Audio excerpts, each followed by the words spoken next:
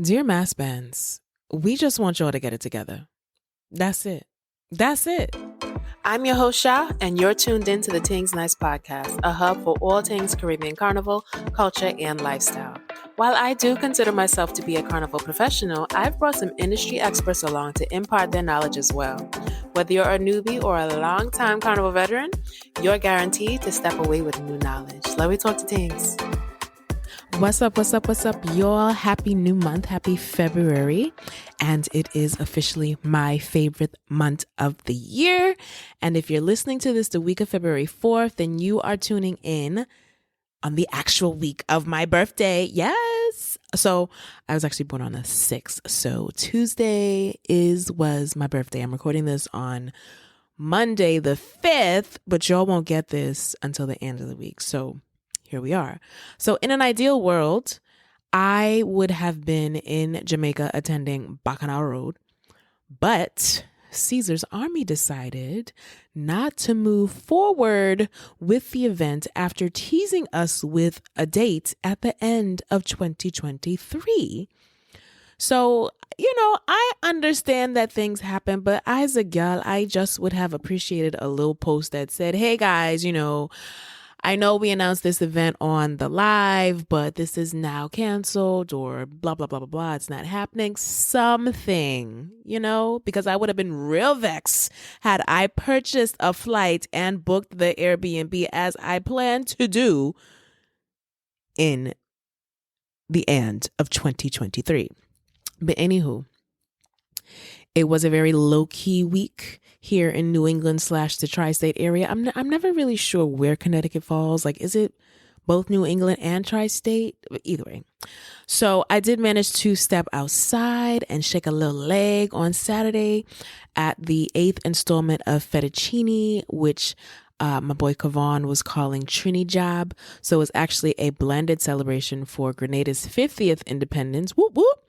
And also a send-off for those heading to Trinidad Carnival. And calling it a send-off, I think, was definitely the perfect phrasing because sure enough, no less than like 24 hours after, I'm seeing some of those same people living their best life in Trinidad. I was like, what the hell did y'all do? A reverse jumbo jet and went straight to the airport after the fete? Like, geez. Anyway, so basically the question of the night, well, really the question of like the last 2 weeks has been, are you going to Trinidad? And without regret, right, I respond with an emphatic no, absolutely not. I am not going. And I know that sounds weird, but don't get me wrong, like Trinidad Carnival is a great time. But as someone who does not have family or roots in the country, like there isn't anything strong enough to really pull me back to Trinidad at those rates. And I'm emphasizing those last words, at those rates. Okay. So as I've mentioned before, like since becoming a whole parent, like I've been very selective with where I spend my coins and how I spend my coins. So my focus still remains on venturing out to new carnivals and new destinations, right? Places that I have never been. Okay. So if you see me actually going anywhere internationally on repeat, it's probably because I'm getting some type of bargain. Okay. But we're not here to talk about that. We are here today to talk and to address these mass bands, right? And we want to provide them with some tips to help them, help us, help them. Okay. Because if y'all are good to us, then we come back. Okay. Mass bands have a huge responsibility to deliver, and it can definitely be filled with like pressure and aggravation. And some entities are more successful than others, right? So if you tuned into episode 501, then you heard how nerve-wracking it can be and how nerve-wracking it was rather for Peeny Wally Mass to operate and designed for their boutique mass band, right?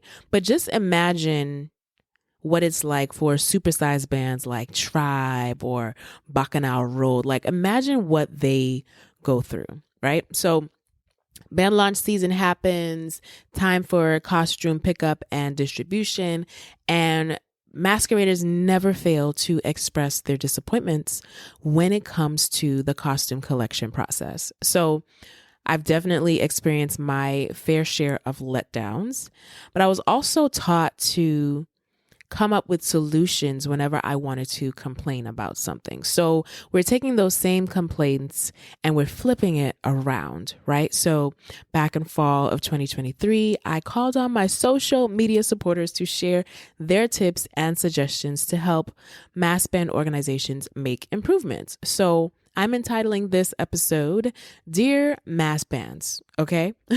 So before I start with this letter to the mass bands, let me just share a bit of my background so that you'll have like an understanding of what makes me think that I know something, okay? So I've been in education administration specifically for nearly 20 years, right? Running school operations, hosting large scale events, and being the main point of contact for damn near everything, right? So in addition to that, I'm also a small business owner that plans, creates, sells, markets, ships, and distributes goods. And most of those goods are handmade, right? And I do that from time to time. So in short, I do, in fact, know a little something, okay? So I want to get into these tips. I've taken the time out to break them down into like 5 general categories, from planning, training, operations and logistics, communication, and accountability. So here we go. So I'm actually going to start with 3 stories that people shared on my platform. 3 little experiences from different mass bands. So one person said, quote, "Let's just start with the costume I paid you money for. I never ordered a costume smaller than a 3X, but I've received extra large, large, and medium. And that's if they even have my costume, because one year it was the night before Carnival and I still didn't have my costume because they were quote unquote making it special. But they all took my money on time. Mind you, I've never let it bother me. I always made it work. Even the year I didn't get a costume, I was able to work something out last minute with another band. But the fact that I've learned to expect that I won't get what I pay for is unreasonable." End quote. That's crazy. That is absolutely crazy and not okay. Here's the next one. "I'm tired, like for real. When it comes to playing mass in Miami, I'm at the point where I am just about done. I've been doing Miami Carnival on and off since 2008. And I'm sorry if this is not your voice. I'm just switching it up. I've been doing Miami Carnival on and off since 2008. The whole disregard for people's time and money is disgusting. People work hard for their money and expect to play mass without having to wait countless hours for the costume they pay for. I don't understand why people think it's okay to treat masqueraders this way. I also don't understand why they keep playing with ordering costumes so late that it causes issues with the distribution times and etc. closer to Carnival. Miami Carnival comes the same time every year, so it's a bit much for me to take the quote-unquote "we waiting on customs" excuses. I love to play mass. I respect and honor the origin of playing mass. However, it's getting harder to keep playing mass when I almost have to get out of character to get what I paid for. Sis, I felt that. And here's another one, the last one. "I had an amazing experience with Lost Tribe last year, but the delivery service, which Lost Tribe recommended to masqueraders, went radio silent from Friday to Sunday. I had no idea when or if my costume was going to be delivered. When they did show up, it was a surprise, and I was lucky to be at the location instead of Fenton. If I had been, I would have had no idea. And how would I have gotten my costume since emails and WhatsApp were not being responded to?" Insert tears. "I know others in my section, Power, also had to go to the band house multiple times due to poor communication on the readiness and quality of the bra." End quote. Yep, I was there. I was there sitting for that. I went to the mass camp twice, one to get my stuff and then the other time to meet a friend. And they were definitely making those announcements that Power was not going to be ready on time. So those are 3 stories, 3 sad stories So let's actually get into these tips, starting with planning. One person said, it's all about planning properly. Carnival is held at the same time every year, which is a running statement, yes. And as soon as you open registration, get to work. Start making your own pieces and learn how to do ironwork in-house. This is the main issue, they said. Now, my thoughts, I'm like, yes. So in order for this to happen, this do ironwork in-house piece, like people have to actually be willing to share the skills with other people and not gatekeep the knowledge, right? So I taught myself how to wire bend using tape, and I did experiment with soldering, but do I really have to go all the way to Trinidad or another island to learn how to do it with fire? Right? So yes, I totally agree. The more that people can do in-house, the less headache that there will be when you try to outsource. Okay. So another person said they should not be waiting until the last minute to fulfill costume orders, right? Gluing gems and assembling feather backpacks the day of pickup is not okay. I think the costume should be done at least 2 weeks beforehand. Girl. So, which starts for me, right? Which starts with ensuring that they close registration on time and place their supply orders in enough time for them to be delivered on time, right? I just feel like everything is connected, and I will add my 2 cents to this. I would add more of my cents to this afterwards. Okay. Another person wrote, we can't keep normalizing items being finished at the band house on the day of pickup. Agreed. And then we have a project manager who responded and said, this is all due to poor planning. Manage your costume vendors' timelines to have enough time to inspect and then pack properly. There should be built-in time into the timelines to adjust with the vendor or in-house, whatever is of poor quality. Yes. Another person said, setting a timeline that allows vendors to complete costumes, including delivery to the band house at least 2 weeks before distribution to allow for any issues to be fixed before distribution even starts. So clearly there is a consensus here, right? Number of people writing the same things. Some people, this is actually their profession, so they know what they're talking about. So what I have to add, basically, I think everybody needs to just kind of be working backwards. I think that's normally what you do. You know when these things are being held. You know when Carnival Day is. Work backwards. And I feel like it should be at least maybe 1.5 years in advance, 2 years, if that's a stretch. That's kind of what I'd be doing.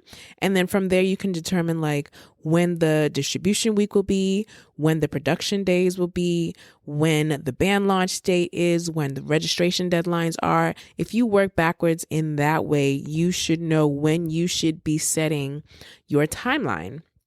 And then I have like just sticking to the schedule, right? Sticking to the numbers, right? Just because there is a greater demand for a particular costume does not mean that you'll have to cater to the people, especially if you are outsourcing heavily. Okay? Yes, 500 people may want that costume, but you have only budgeted and you had only planned for 200. So don't go out of your way trying to fit in an extra 300 costumes, because you're only going to make it bad for you and them, and essentially bad for you again after they write those reviews. So if they miss out, they missed out. Like, that's just where I am. That's where I'm always at. So anyway, and then I have like test your website out before registration goes live, right? And this may actually need to be put in the end, but those technical issues can truly put a damper on your timeline, right? So the band might be ready to go. A whole bunch of things might be in place, but this one malfunction with technology might F up the entire process. But anyway, now we're going to move on to pickup operations and logistics. This is a big one. Honestly, some of the solutions that we have for y'all are very easy fixes. Like, we're literally not even asking you for much. Hear me now. The people want air-conditioned spaces, okay? Because someone wrote, in quote, them rooms is be hot and stink. And our next person recommended scented plugins because aromatherapy goes a long way. Okay, that's not too much to ask. Air condition and some Airwick plugins, okay? Or Glad, whoever you want to use. You can even Dollar Tree version, whatever. Just get some scents up in there. Some lavender, some vanilla, some eucalyptus, whatever it is. Eucalyptus to calm the people down, all right? And then we have another suggestion for playing hype music so we get in the mood, right? Mass camps that do it right even have DJs on location making it an experience for the masqueraders so they don't even check for the time. And then once you know it, boom, costume in hand, customer happy.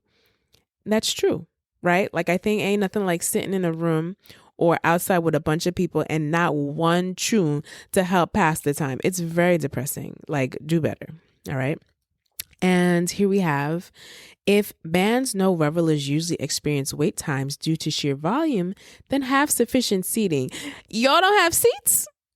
Okay, I don't think I've ever been in a mass camp that doesn't have seats. Well, maybe seats, but sufficient seating. Like, yeah, it should be, y'all should be well kept. If you know how many people are in a section and you know that you told those people to come, you should have a fair share of seats. All right. The people want snacks. Okay. Bands can ask, this was a recommendation. They said bands can ask their sponsors to provide these snacks instead of going into their goodie bags, right? So all those little snacks that you put in our goodie bags that we're really not eating on the road or before the road, like y'all can hold those off, and this person would rather you have them available at the mass camp. Okay. I actually think it is a really good idea. And then someone else said, offer me a little water or a sweetie. Let me feel like I was on your mind last night. So basically, y'all ain't giving no food, no water. You're not thinking about my needs. You're not thinking about me and how long that I could possibly be sitting here. And I do have a friend that went to Antigua Carnival and was like, yeah, a little water would have been great, especially because y'all don't have no AC. And if you know that you don't have AC, at least provide the people with some water, ice water. Right? Not water that you just took out the package because you forgot to offer it. Anyway, or that you feel bad now that you've seen people sitting there. Anyway, or standing there. Someone said, any forms that need to be signed or issued to revelers should be already printed and ready to go. Someone else said that costume boxes should be complete and include a printed checklist to ensure that all items are included. Keep the packaging simple and big enough to hold the contents for each masquerader. Oh, I said that. I'm like, oh, someone said, no, I said that. And then a recommendation to hire enough people at the camp so you can keep the line moving. Definitely hire someone who understands logistics and is great at planning. All right. So here's my thoughts on this, right? Because there's like so much to unpack within this section. By the way, if you are enjoying the show, we would greatly appreciate it if you could take a moment to rate and review this podcast on platforms like Spotify, Apple Podcasts, Google, or wherever you tune in. Your support helps us reach more listeners like yourself. And don't forget to subscribe and follow our social channels to catch all the upcoming episodes and Carnival content. All right. And so I really want to highlight that staff should be of quality, right? Not y'all forcing your family members to help out who don't have any type of customer service skills and don't want to be there. Like, it's very obvious when that is the case, right? So someone actually recommended outsourcing the staff to ensure that there are dedicated shifts to ensure that you have enough people, right? And enough coverage. And then you make sure that they get breaks because they said they always look like they're about to pass out. Like, yeah. It's like, again, these are simple changes. Like the outsourcing may be a bit much because maybe you don't have the funds to do so, but at least make sure that the people who are at the band house want to be there. Okay.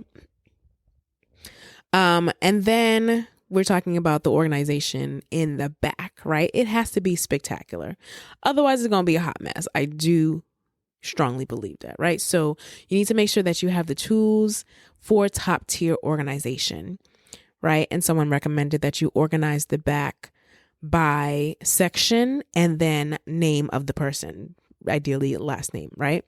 Because I know that if you take longer than 5 minutes to find my costume in the back, then I am bound to start thinking negative thoughts, right? And then it's all going to go down from there pretty much, right? So I also think that they should have like a system for those who have paid and those who have not paid. And not to say that they can't be stored in the back together, but just make sure that your labeling process is on point, okay? Someone else wrote that in an ideal world, there would be an SLA, which means a service level agreement, on how long it takes to receive a costume once at a station. Ooh, she putting y'all on the time restriction. Wait. And then another person wrote separate lines based on how many packages you're picking up. There is also a recommendation to offer people an appointment to pick up their costume. Now, I think that concierge services should be setting up separate times for pickup with whatever band it is that they're collecting from, because they hog up the time, right? Make that all separate. You working with a concierge service, don't come during normal. Y'all should have your own distribution date, okay? And then separate the payment collection from the costume collection. So when someone walks in, you make sure that they have paid before they go over to the collection table. I don't think that the people giving the costume should also be the people collecting money. That's just too much stuff for one person to do. And honestly, I feel like this should just be standard practice in 2024. Okay.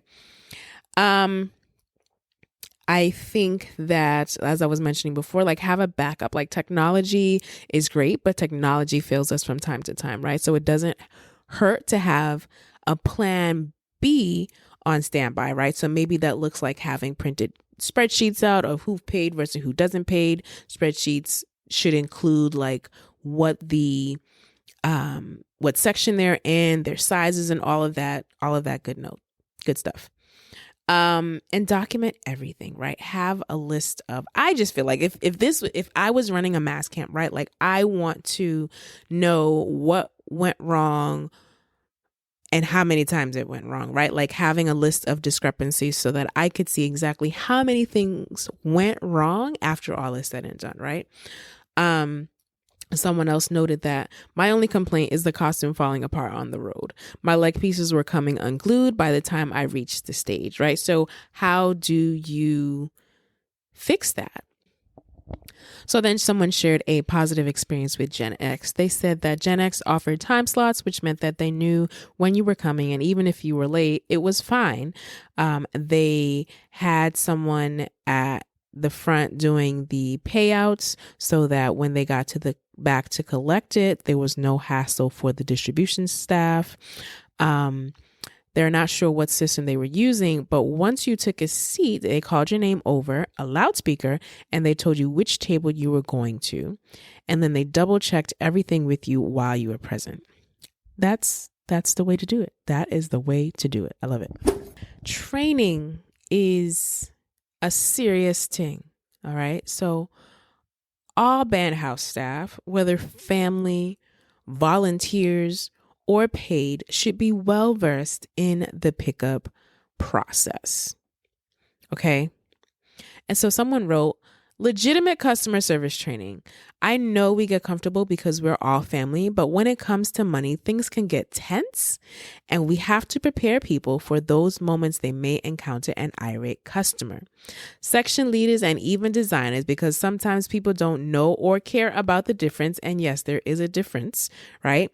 Like they need to protect their brands and take care of their customers. So I believe this is an important first step. I agree, girl. Like, so I worked in retail as a child and a young adult, and it was always drilled into me that the 100th customer should be treated with the same pleasantness and professionalism that you give to the first customer. You smile through the annoyances and you keep it moving, right? Because showing anything other than that, especially during a costume pickup process, is really going to make the situation worse, right? So again, if I were to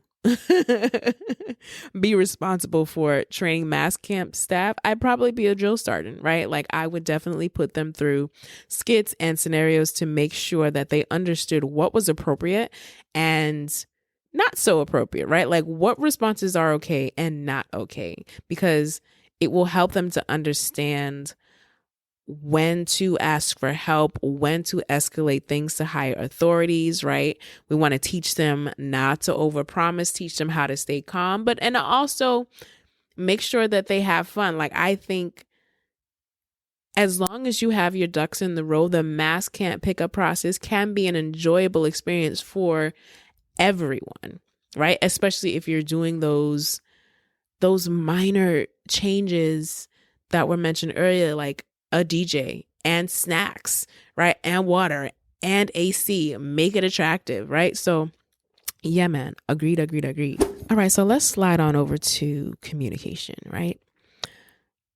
Communicate effectively with your team, not just the masqueraders, right? Like the check-in process should have seamless communication with the staff who are allocating the costume boxes, right? So that the boxes are already on hand whenever the reveler reaches the collection point. That's a good point. I like that.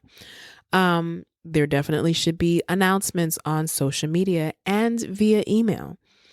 Someone wrote full transparency and adherence to pickup times and location. And then I know the most consistent request is this, right? Don't lie to us. Tell us straight up. If you don't have something for a section, if you don't have a whole costume, if you don't have a belt, if you don't have a backpack, whatever it is, communicate that so that people don't go there and waste their time. Right. And they said, now you have to send us the stupid, it was beyond our control post. Right. And they said, I'm not missing a fet for costumes. Run me my money and hand me a wristband. OK. Or hand me a wristband, whatever, or whatever. Another person, transparency when it comes to what is available or the quality of the costume. A next person, better communication. You have me sit down waiting like a clown, knowing damn well part of my costume ain't meat. Just tell me so I can make my decision if I want to wait or go and come back, right? And that's true. That is absolutely true. Like, at least tell us the truth so that we can make our own decision that's in our best interest, right? So it's like, if you know that I can't walk out of there with my entire costume, don't waste my time driving up to the mass camp only to sit there and have nothing to show for it, right? So it just comes across as them, the mass bands, right, being afraid of the backlash and never really understanding that it's gonna be worse if you aren't communicative. It really is gonna be worse. So someone agreed with what I wrote and they were just like, yeah, I'd rather not have my time wasted. If you say that pickup is Wednesday, but from Monday or Tuesday, you know it won't be ready, just let me know.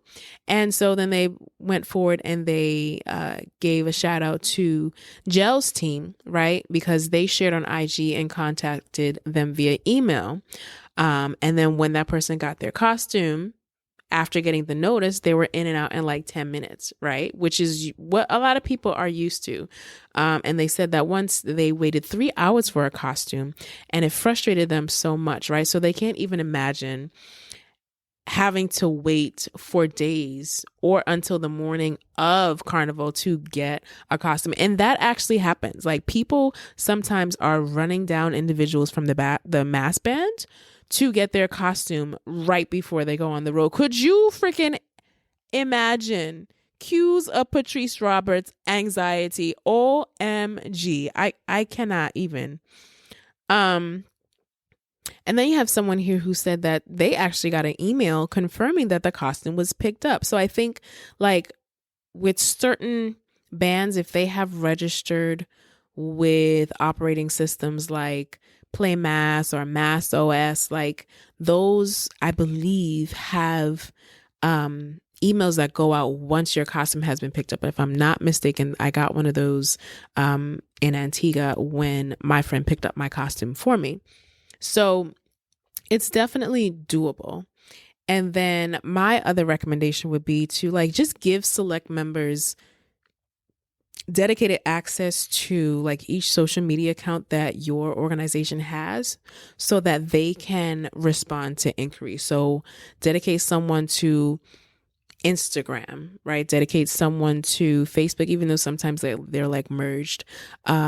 TikTok, Twitter, whatever it is that your organization has signed up for, because there are going to be people who are reaching out to you, and then of course someone on the email, just so that all bases are covered. And then lastly, I have accountability. Now, someone said, if there is any issue, and we understand that things happen, right? Then take full accountability and offer your revelers something as compensation, right? An alternative costume, a partial or a full refund, an apology, whatever it is. Like, we will be more receptive to those things, right? Another person wrote accountability for section leaders who fail to meet expectations. So whether that's poor quality costumes, a late costume, etc., right? So, and then like you usually might get like a refusal to work with them again, depending on the issue, or they might give you a chance to rectify the situation. Otherwise, that person is going to put you on the back burner. Okay. And another person wrote, you mess up, say you mess up, take responsibility and tell me how you're going to make it right with me. Acting like it's not on you is what does get people real vexed, they said, which is true. Now, I feel like this is an opportunity for bands rather, to get feedback, right? And this is part of accountability plus communication, right? So send out a satisfaction survey. Like, if I know that there were things that y'all needed to improve on, but then y'all also don't want me to go on social media and, give y'all lashes, send out a satisfaction survey that includes every aspect of your organization and execution, right? So from costume pickup to even from the band launch, whatever it was, costume pickup, make sure you're covering. If you do 2 days of road, include the Monday, include the Tuesday, what went well, leave places for people to add comments and express their frustrations, right? Like, if you do that and then you go back and look at everything, it should help you plan for the future, right? Especially while thoughts are still fresh. So you need to send that sucker out on the Wednesday morning or the day after road, so that they can give honest feedback.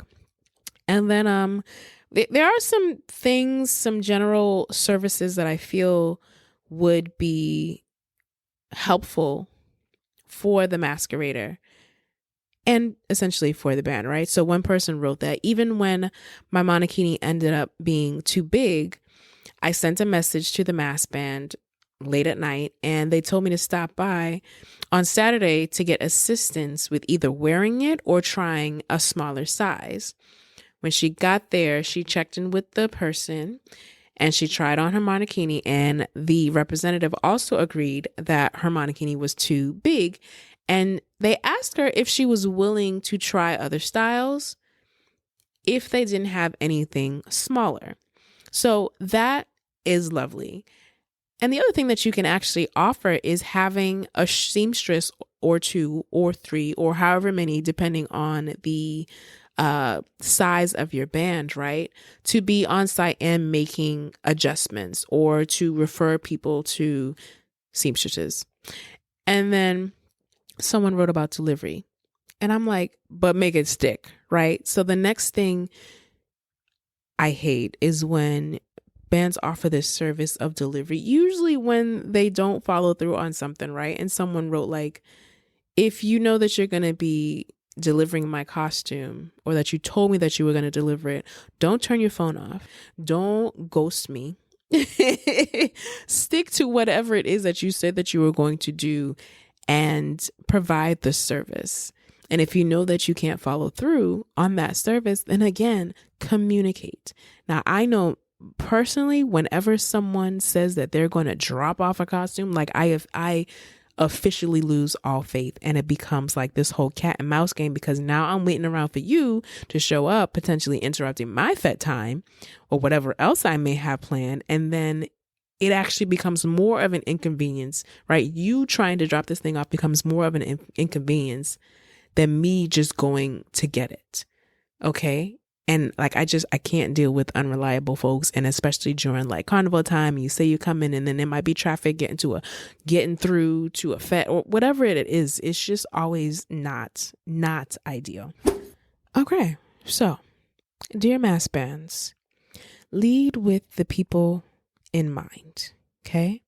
Simplify your process to help your team work smarter and not harder. I know that's very cliche, but it works. Know when to fall back, know when to take a break. And if you're still trying to like catch yourself from an unsuccessful year, then it's okay to pause and come back stronger than before. It's been done. Okay. Plan in advance, train your team, communicate with the people who are keeping you in business, literally, and take accountability when you mess up. That's what the people are asking for. And again, we understand that mistakes can happen, but we respect honesty and transparency when those things occur. Okay. And the way that you handle a situation can make or break our support. And in the same breath, I say, dear masqueraders, this is definitely likely to be a follow-up episode, but dear masqueraders, the power is in your hands. If you keep going back to the foolery, these mass band leaders will never change their ways for the better, right? So respect yourself and your coins enough to know when it's time to pack up your feathers and give another band a try. So we're ending on a positive. If you have a band that you would like to big up, if you have a band that you would like to shout out that has consistently pleased you, then head on over to tingsnice.com and show them some love. Leave them a nice little review on this episode guide. Okay, so we'll tag them in a future appreciation post on our social channel.